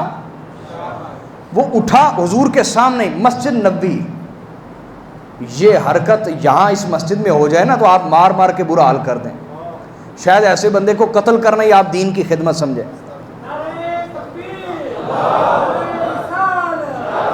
سلامت رہے. وہ اٹھا. مسجد نبوی سے زیادہ پاکیزہ مسجد کون سی ہوگی؟ حضور بھی تشریف فرمائے, سرکار کے سامنے اٹھا اور پیشاب کرنے لگے مسجد میں. تو صحابہ اٹھے اسے روکنے کے لیے. فرمایا نا نا, ابھی روکو گے اسے تکلیف ہوگی. نبی رحمت, نبی رحمت, ہمارا کردار اور میلاد منانا یہ کیا ہے؟ کہیں ہم کسی فریب میں تو نہیں؟ فرمایا نا نا, ابھی نہ روکنا, اسے روکو گے اسے تکلیف ہوگی. جب اس نے پیشاب کر لیا حضور نے فرمایا اس کے سامنے پانی بہاؤ. جب پانی بہایا وہ غور سے دیکھتا رہا کہ یہ مسجد دھو کیوں رہے ہیں. جب مسجد دھو لی حضور نے بلایا اور بڑے پیار سے کہا میرے بھائی مسجد عبادت کے لیے ہیں, پیشاب پخانہ کے لیے نہیں ہے. اس کے سوا کچھ نہ فرمایا کہ مسجد عبادت کے لیے پیشاب کرنے کی جگہ. اس کے علاوہ نہ ڈانٹا نہ مارا نہ کوئی سزا دی. یہ ہے میرے نبی کی اصل تصویر. نبی رحمت, سمجھے بات یا نہیں؟ آقا علیہ الصلوۃ والسلام ایک جنگ سے لوٹ رہے ہیں اور یہ صحیح بخاری اور صحیح مسلم دونوں میں حدیث ہے. تو ایک جگہ حضور نے پڑاؤ کیا. کیا کیا بولیے یار, سارے نہیں بولتے. پڑاؤ کیا تو صحابہ کہتے ہیں کہ ہم میں سے ہر شخص درخت کے نیچے ہو گیا سائے کے لیے, آرام کرنے کے لیے. اور ایک کیکر کا درخت تھا جس کی چھاؤں گھنی تھی, تو ہم نے کہا کہ یہ حضور کے لیے چھوڑ دیتے ہیں, یہاں حضور تشریف فرما ہوں گے. اس سے پتہ یہ چلا کہ ہر جگہ برابری والا حساب نہیں رکھنا چاہیے. یہ نہیں کہ سب برابر ہیں. جہاں ادب کی جا ہو وہاں قربانی بھی دینی چاہیے. تو ایک اچھا گھنا درخت تھا, صحابہ نے وہ چھوڑ دیا, حضور کے لیے بستر لگا دیا. نبی علیہ السلام وہاں تشریف فرما ہوئے, لیٹے تو آپ کو نیند آ گئی اور تلوار آپ نے کیکر کے درخت کے ساتھ لٹکا دی. تو صحابہ بھی اب لیٹے ہوئے سو گئے. اتنے میں ایک بدو آیا, اس نے چپکے سے تلوار پکڑی اور حضور کی گردن پہ رکھ دی. رسول اللہ بیدار ہو گئے. اس نے کہا ہاں تم مجھ سے ڈر رہے کہ نہیں؟ حضور نے فرمایا بالکل نہیں ڈر رہا. یہ بخاری و مسلم کی روایت سنا رہا. کہا مجھ سے ڈر رہے ہو کہ نہیں؟ حضور نے فرمایا بالکل نہیں ڈر رہا. کہا تمہیں کون بچائے گا پھر مجھ سے؟ تم ڈر نہیں رہے گا, تمہیں کون بچائے گا آج؟ حضور نے فرمایا اللہ بچائے گا. ہاں ہاں, وہ میری اور آپ کی زبان تو تھی نہیں, زبان نبوت تھی. جب کہا نا اللہ بچائے گا, وہ کانپنے لگ گیا اور تلوار گر گئی. حضور اٹھے, تلوار پکڑی, اس کی گردن پر رکھ دی. فرمایا بتا تجھے کون بچائے گا؟ اس نے کہا مجھے تو آپ ہی بچائیں گے, مجھے تو. حضور نے فرمایا کلمہ پڑھتے ہو؟ اس نے کہا نہیں. کلمہ پڑھتے ہو؟ کہا جی نہیں, لیکن میں یہ وعدہ کرتا ہوں نہ آپ سے کبھی دشمنی کروں گا, نہ آپ کے دشمنوں کا ساتھ دوں گا. فرمایا جاؤ معاف کیا. قتل کرنے آیا ہے, قتل کرنے, رسول اللہ کو قتل کرنے آیا ہے. توجہ کریں, بات کو سمجھیں. اور حضور کے پاس طاقت ہے, اپنی بھی یا کسی کو اشارہ کر دیتے, لیکن نبی رحمت ہے. کیا بولیے؟ نبی رحمت ہیں. سبحان اللہ. اور حضرت قاضی ثناء اللہ پانی پتی رحمۃ اللہ علیہ نے یہ واقعہ لکھا تفسیر مظہری میں کہ آقا علیہ الصلوۃ والسلام نے ایک یہودی سے قرضہ لیا ہوا تھا. ایک یہودی سے بولیے، اس میں حکمت ہے علماء کے لیے، مشائخ کے لیے، پیران عظام کے لیے، ہو سکے تو قرضہ اپنے کسی مرید سے نہ لیا کریں، قرضہ اپنے کسی مقتدی سے نہ لیا کریں، کیونکہ اس کے دل میں شیطان وسوسہ ڈال دے گا کہ شاید یہ واپس نہیں کرنا چاہتے اس لیے مجھ سے مانگ رہے ہیں، کہ جب واپس کرنے لگیں گے تو میں کہوں گا نہیں جناب ہے تو خدمت ہے تو اسے رکھ لو. سمجھ آ رہی یا نہیں آ رہی؟ یہ حضور کی سنت تھی. حضرت عبد الرحمن بن عوف سے قرض نہیں لیتے تھے، عثمان غنی سے قرضہ نہیں لیتے تھے رضی اللہ عنہ، یہودی سے قرضہ. تو ابھی ڈیٹ جو تاریخ طے ہوئی تھی، آنے میں 2 دن باقی تھے، وہ آیا، اس نے چادر حضور کی گردن میں ڈالی اور زور سے کھینچی. یہ میری اور آپ کی بات نہیں ہو رہی، سید الانبیاء کی بات ہو رہی. اور حضور کی گردن مبارک پر اس کے نشان پڑ گئے. حضرت عمر اٹھے اور اسے زور سے دھکا دیا کہ عمر تم نے یہ کیا کیا؟ رسول اللہ کہنے لگے. اسے نہیں کہا، حضرت عمر سے کہا یہ تم نے کیا کیا؟ کہ حضور اس نے گستاخی کیا آپ کی. فرمایا میں نے اس سے قرض لیا ہے، وہ حق رکھتا ہے سختی کرنے کا، اسے اس کا قرضہ بھی لٹا دو اور جتنا اس کا قرض بنتا ہے آدھا مزید دے دو، آدھا 1.5 گنا دو، مزید دے دو. حضرت عمر نے کہا یا رسول اللہ جتنا لیا ہے اتنا ہی اس بدبخت کے لیے کافی، مزید کیوں دیں؟ فرمایا تم نے اسے ڈرا نہیں دیا، تم نے اسے ڈرا نہیں دیا، وہ ڈرانے کے عوض میں اور اضافی سے عطا کرو. یہ ہے نبی رحمت. اس نے چادر ڈال کے گردن مبارک میں نشان ڈالے اور حضور نے فرمایا اسے اور عطا کر. یہ ہے نبی رحمت. میری بات آپ کو سمجھ آ رہی ہے نہیں آ رہی؟ بولے نا. اور جب احد کا میدان تھا، اس سے بڑا تو کوئی موقع نہیں بنتا نا. احد کا میدان جس میں میرے نبی صلی اللہ علیہ وسلم کے دندان مبارک شہید ہوئے، حضور کے ہونٹ پھٹے، آپ کا چہرہ مبارک زخمی ہوا اور آپ ایک گڑھے کے اندر تشریف فرما گرنے لگے کہ حضرت عباس اور مولا علی المرتضیٰ نے حضور کو تھاما. حضرت سیدہ فاطمہ الزہرا سلام اللہ علیہا، میرے نبی کی صاحبزادی سیدہ کائنات، انہوں نے اپنا دوپٹہ مبارک جلا کے حضور کے زخموں کے اوپر راکھ رکھی اور پٹی باندھی.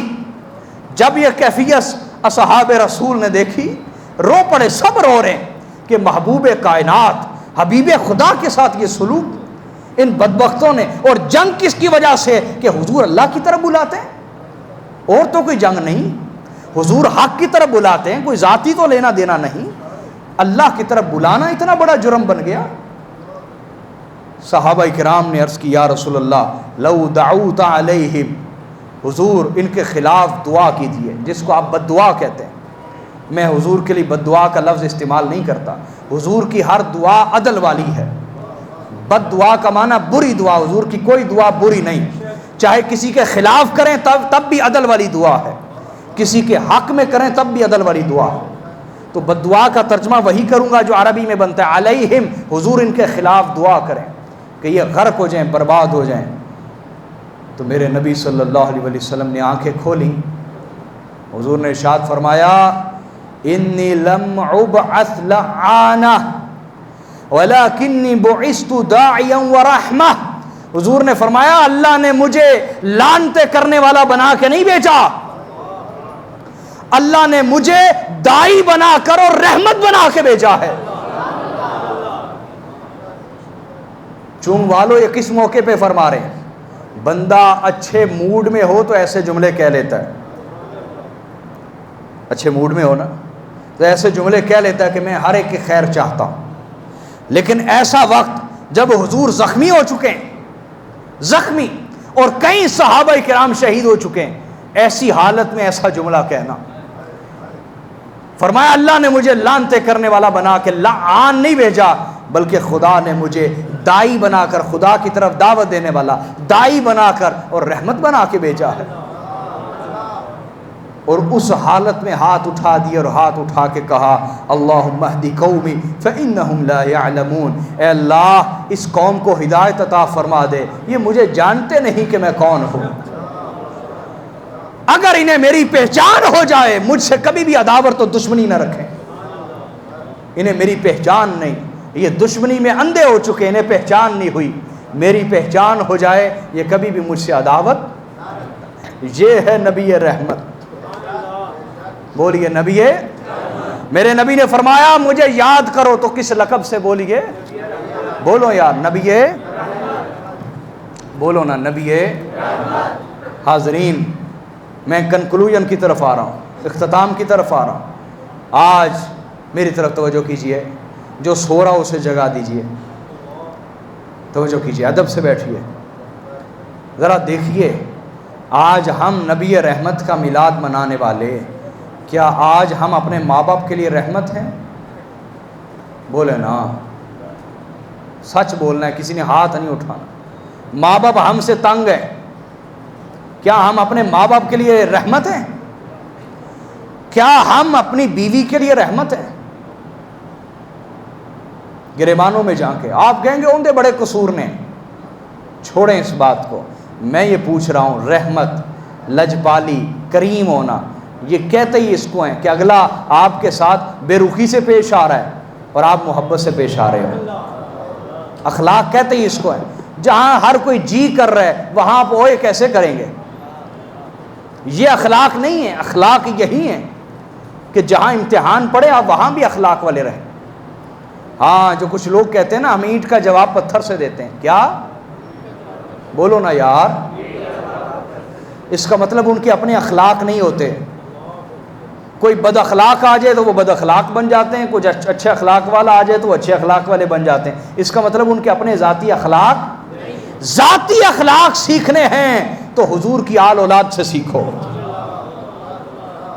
حضور کی آل اولاد سے سیکھو۔ امام زین العابدین علیہ السلام فرمایا کرتے تھے، اے اللہ، ہر صبح فرماتے، ہر صبح، اے اللہ آج سارا دن جو میری غیبت کرے میں اسے پہلے ہی معاف کرتا ہوں، جو میری چغلی کرے میں اسے معاف کرتا ہوں، جو مجھ پر بہتان لگائے میں اسے معاف کرتا ہوں، جو میرا حق مارے میں اسے معاف کرتا ہوں۔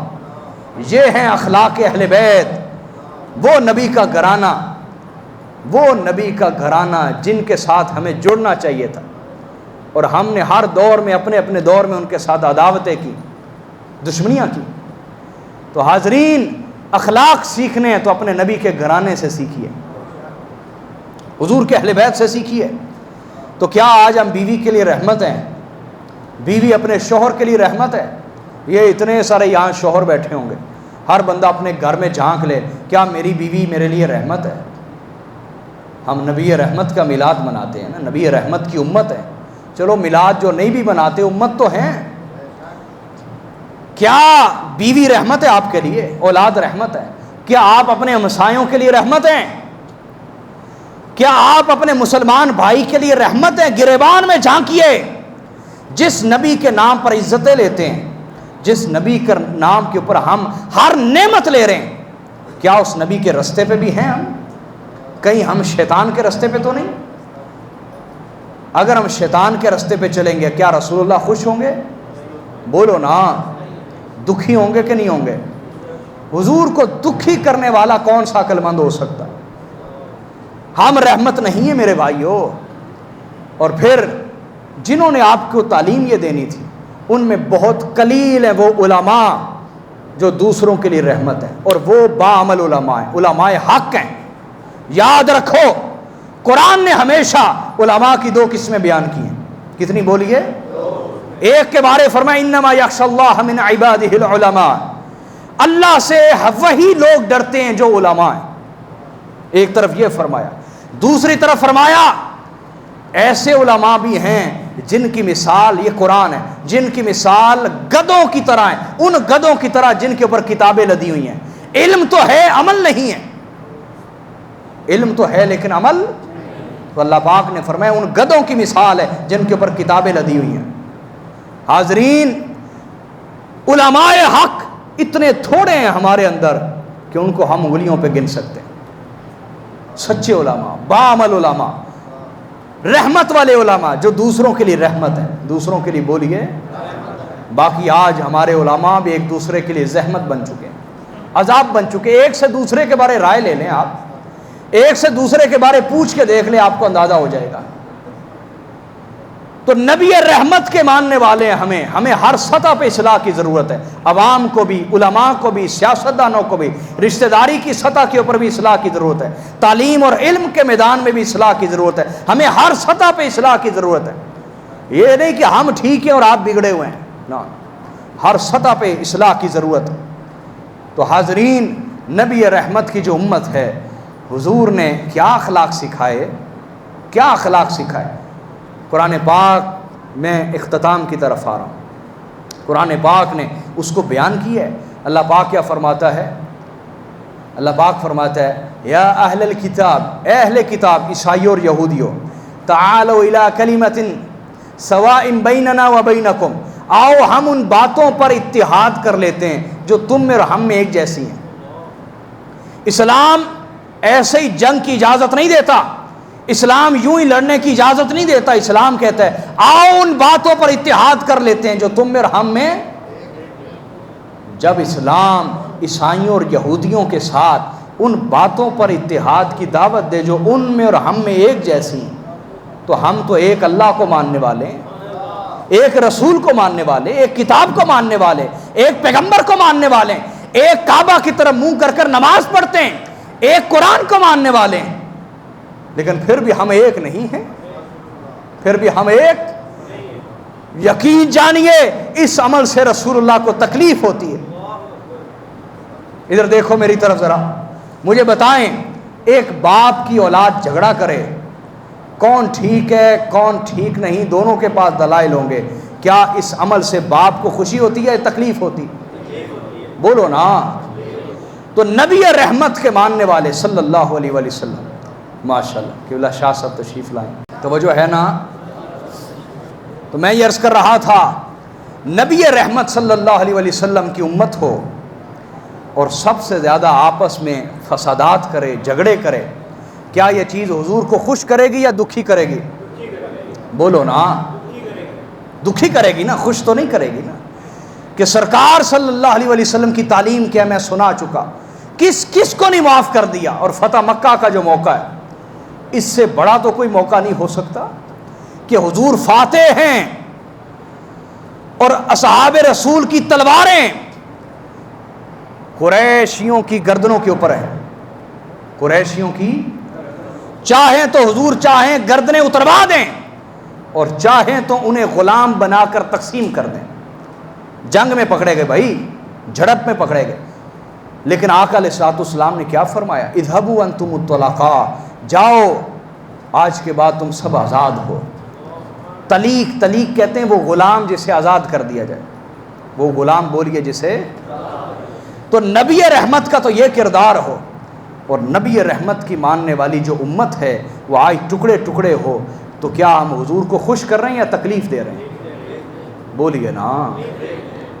آئیے میں آپ کے سامنے ایک امریکی محقق ہے، امریکن ایک اورینٹلسٹ ہے، محقق ہے، ریسرچر ہے، میں اس کی تحقیق پیش کرنا چاہتا ہوں، سنیں گے؟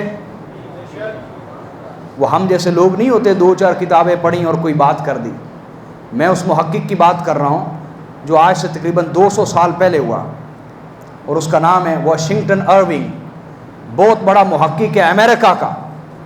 اور یہ لوگ جو مستشرقین ہوتے ہیں بڑی کتابیں پڑھتے ہیں اسلام پر، اس کے بعد رائے دیتے ہیں اسلام پر۔ تو آپ کے نبی کی تصویر غیر مسلم کیسے پیش کرتے ہیں، سننا چاہیں گے؟ بولو نا یار، غیر مسلم آپ کے نبی کی تصویر کیسے پیش کرتے ہیں، سنیں۔ اس نے کیا کہا، یہ اس کے لفظ معمولی نہیں ہیں، اپنے تو گواہی دیتے ہی ہیں سرکار کے بارے، یہ ایک دشمن کی گواہی ہے۔ کس کی گواہی ہے؟ ایک دشمن کی گواہی ہے، یہ معمولی گواہی نہیں، اور گواہی بھی اس بندے کی ہے جو خریدا ہوا کوئی مصنف نہیں ہے، جس نے تحقیق کی بنیاد پر پیغمبر اسلام کے بارے، نبی رحمت کے بارے کلام کیا ہے۔ سنیں گے توجہ سے، جاگے ہوئے ہیں۔ اس نے کیا کہا، واشنگٹن ارونگ وہ کہتا ہے he crowned his success and victory with mercy and forgiveness. اس نے کہا محمد صلی اللہ علیہ وسلم نے جو کامیابی اور فتح کا تاج پہنا. یار دشمن تو حضور کو تاج پہنا رہا ہے, آپ داد بھی نہیں دے رہے. He crowned his success and victory with mercy and forgiveness. کہا محمد صلی اللہ علیہ وسلم نے جو کامیابی اور فتح کا تاج پہنا وہ دو وجہ سے پہنا. کتنی وجہ سے بولیے؟ پہلی وجہ مرسی, رحمت, رحمت کی وجہ سے, اینڈ forgiveness, دوسری چیز معافی, معاف کر دینا. رحمت اور معافی دو چیزیں ایسی تھیں جس نے محمد صلی اللہ علیہ وسلم کو فتح اور کامیابی کا تاج پہنایا.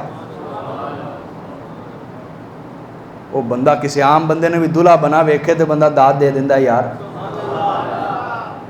حضور کو تاج پہنا وہ ذرا تصور میں لائے نا. کیسے تاج پہنا؟ بولیے دو چیزوں سے. کتنی؟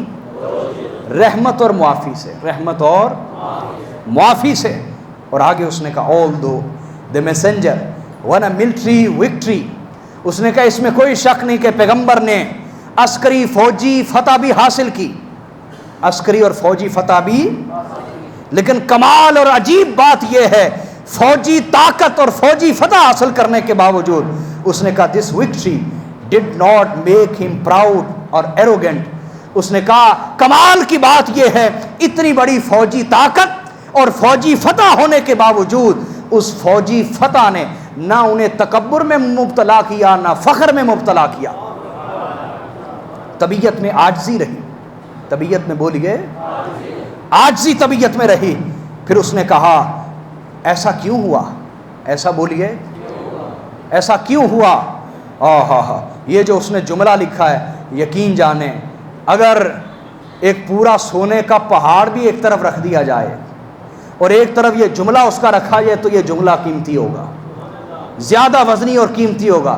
اس نے کہا ایسا کیوں ہوا کہ پیغمبر معاف کرتے رہے, رحم سے کام لیتے رہے, اور اتنی فوجی طاقت اور فوجی فتح کے باوجود نہ متکبر ہوئے نہ متفاخر ہوئے, فخر میں آئے. وجہ کیا ہے؟ وہ کہتے ہیں this is because he used to fight for the benefit of Islam not for his own benefit. اس نے کہا وجہ یہ تھی کہ پیغمبر اسلام اپنے ذاتی فائدے کے لیے نہیں لڑتے تھے بلکہ اسلام کے فائدے کے لیے لڑتے تھے. اس جملے پہ یہ تماچا اس نے مارا ہمارے منہ پر. ہم مسلمان جو لڑ رہے ہیں وہ اسلام کے فائدے کے لیے لڑ رہے ہیں یا اسلام کو نقصان پہنچانے کے لیے لڑ رہے ہیں؟ اور بولو نا یار, یہ جو آج لڑائیاں ہو رہی ہیں یہ اسلام کے فائدے کے لیے ہو رہی ہیں جو ہم آپس میں لڑ رہے ہیں. عیسائیوں پہ تو زور نہیں ہمارا چلتا, یہودیوں پہ تو نہیں چلتا, دوسری قوموں پہ تو نہیں چلتا. ہم وہ قوم ہیں جو آپس میں ایک دوسرے کی جڑیں کاٹنے والے ہیں. کیا ہم حضور کا دل خوش کر رہے ہیں؟ یہ تماچا مارا اس نے کہا محمد مصطفیٰ نبی رحمت ہیں, اگر کبھی تلوار بھی اٹھائی تو اسلام کے فائدے کے لیے اٹھائی ہے, اسلام کے فائدے. تو ہمیں جاننا چاہیے جو بندہ لڑ رہا ہے یا لڑوا رہا ہے وہ اسلام کا فائدہ کر رہا ہے یا نقصان کر رہا ہے. اگر حضور چاہتے تو مال اپنے لیے جمع کر سکتے تھے یا نہیں؟ لیکن جب اربوں درہم و دینار بھی آنا شروع ہوئے تب بھی ازواج مطہرات سے کہہ دیا اگر فقر و فاقے پہ راضی ہو تو ٹھیک, ورنہ آؤ میں تمہیں مال و دولت دیتا ہوں اور اپنی نکاح سے خارج کرتا ہوں. اس وقت بھی فرما دیا. تو حاضرین نبی رحمت کی امت کو چاہیے, میں آخری پیغام دینا چاہ رہا ہوں, توجہ ہے جی آپ کی. میرا آخری پیغام ہے, اس کو ذرا میں ڈیٹیل سے بیان کرنا چاہوں گا. وہ یہ کہ نبی رحمت کی سیرت میں نے آپ کے سامنے پیش کر دی صلی اللہ علیہ وسلم. لہٰذا میں یہ تو نہیں کہتا کہ امت سے اختلاف ہی ختم ہو جائے یا ختم ہو جائے گا, یہ کبھی بھی نہیں ہوگا. یہ کبھی بھی بولیے اختلاف ختم کرنا نہ میرے بس میں ہے نہ آپ کے بس میں, لیکن احترام رکھنا تو ہمارے بس میں ہے یا نہیں؟ اگر کسی سے اختلاف ہو تو احترام بھی ہو. کیا اختلاف ہو تو بولیے احترام بھی ہو. یہ تو بس میں ہے یا نہیں؟ بولے نا. جہاں احترام باقی نہ رہے سمجھے وہاں نفسانیت ہے, شیطانیت ہے, اسلام کو نقصان پہنچایا جا رہا ہے. تو ہمیں اگر اختلاف ہے، پہلی بات تو یہ سمجھیں کہ اختلاف کر کون رہا ہے؟ اختلاف بولیے یار، اختلاف کے لیے بھی تو کوئی میرٹ ہونا چاہیے یا نہیں ہونا چاہیے؟ بولو نا۔ چند دن پہلے ایک بندہ آیا، مجھے کہتا یہ آپ نے یہ بات غلط کی ہے۔ میں نے اسے کہا آپ کتنا پڑھے ہوئے ہیں؟ کہتا جی میں 6 کلاساں پڑھے ہوئے ہیں۔ 6 کلاساں۔ تو میں نے کہا بھائی یہ آپ کا تعارف ہے، میں کوئی تکبر کے لیے یہ نہیں کہہ رہا، میرا اللہ کے فضل سے تعارف یہ ہے کہ میں ایک PhD آدمی ہوں۔ اب مجھے بتاؤ، میری بات پر تو نے حکم ہی جب لگا دیا ہے، اب میرا تم سے بحث کرنا کچھ بنے گا؟ تم نے کون سا مان جانا ہے؟ امام شافعی نے فرمایا میں ایک دلیل سے 100 علماء کو ہرا سکتا ہوں، لیکن 100 دلیلوں سے ایک جاہل کو نہیں ہرا سکتا۔ تو اختلاف کر کون رہا ہے پہلے تو یہ دیکھیے نا بھائی، اس کا اپنا علمی مقام کیا ہے، علمی حیثیت کیا ہے۔ دوسری بات یہ ہے کہ اگر اختلاف ہو کسی معاملے میں، مذہب کا معاملہ ہو یا سیاست کا معاملہ ہو، تب بھی احترام رکھیے۔ مذہب کے معاملے میں اختلاف کریں، احترام بھی رکھیں۔ سیاست کے معاملے میں اختلاف رکھیں تو احترام بھی رکھیں۔ یہ جو پچھلے 10-15 سال سے سیاست کے میدان میں زبان غلیظ استعمال ہونا شروع ہوئی، اس سے جو نسل جوان ہوئی ہے پچھلے 10 سالوں میں، ان کی زبان بہت بیہودہ ہے۔ بھئی یہ جو قوم ہے یہ اپنے سیاستدانوں کو دیکھ کے بولنا سیکھتی ہے، اپنے علماء کو دیکھ کے بولنا سیکھتی ہے۔ ہماری نوجوان نسل کی زبان بیہودگی والی ہو گئی ہے۔ شائستگی سے بات کرنا، تہذیب سے بات کرنا، ادب اور اخلاق سے بات کرنا، یہ ختم ہوتا چلا جا رہا ہے۔ تو مذہب کا معاملہ ہو، اختلاف ہے تو احترام بھی رکھیں۔ سیاست کا معاملہ ہے، اختلاف ہے تو احترام بھی رکھیں۔ اسی طرح قرابت کا معاملہ ہے، کس کا بولیے؟ رشتہ داریوں میں اختلاف ہو جاتا ہے نا، رشتہ داروں میں، تو قرابت رشتہ داری، قرابت کا معاملہ ہو، اختلاف ہو جائے تب بھی احترام رکھیں۔ کوئی آپ کا سسر ہے، کوئی آپ کا برادر ان لا ہے، کوئی آپ کا بہنوئی ہے، کوئی آپ کا بھائی ہے، میری بات سمجھ آ رہی ہے یا نہیں آ رہی؟ رشتے ہیں، اللہ نے بنائے ہیں، احترام رکھیں۔ صداقت کا معاملہ ہے، دوستی کا، اختلاف ہو جائے تب بھی احترام رکھیں۔ تو صداقت کا معاملہ ہو، قرابت کا معاملہ ہو، سیاست کا معاملہ ہو یا مذہب اور عبادت کا معاملہ ہو، احترام ضرور رکھیں۔ بولیے، بولو نا یار۔ جہاں یہ احترام نہ پائیں، سمجھے یہ لڑائی اسلام کے نقصان کے لیے، اسلام کے فائدے کے لیے نہیں۔ تو آپ احترام رکھیں۔ پہلی نسبت عبدیت ہے کہ ہم سب اللہ کے بندے ہیں، اللہ کی مخلوق ہے۔ نسبت عبدیت کے سبب احترام رکھیں۔ دوسری نسبت آدمیت ہے۔ کوئی نسبت تو خاندانی لوگ کسی نسبت کی تو حیا کرتے ہیں نا۔ میں ذرا نسبتیں گنوانے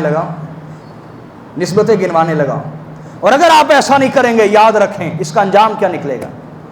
اس کا انجام یہ نکلے گا، کبھی بھی یاد رکھ لیں شیخ سعدی رحمۃ اللہ علیہ نے فرمایا کہ مجبور بلی بعض اوقات اپنے پنجے سے چیتے کی آنکھیں بھی نکال دیتی ہے۔ مجبور بلی بعض اوقات چیتے کی آنکھیں بھی نکال دیتی ہے۔ یہ جو مذہبی فسادات ہیں یہ یک طرفہ نہیں ہوتے، پھر یہ اتنے ہوتے ہیں کہ سب کچھ اجڑ جاتا ہے۔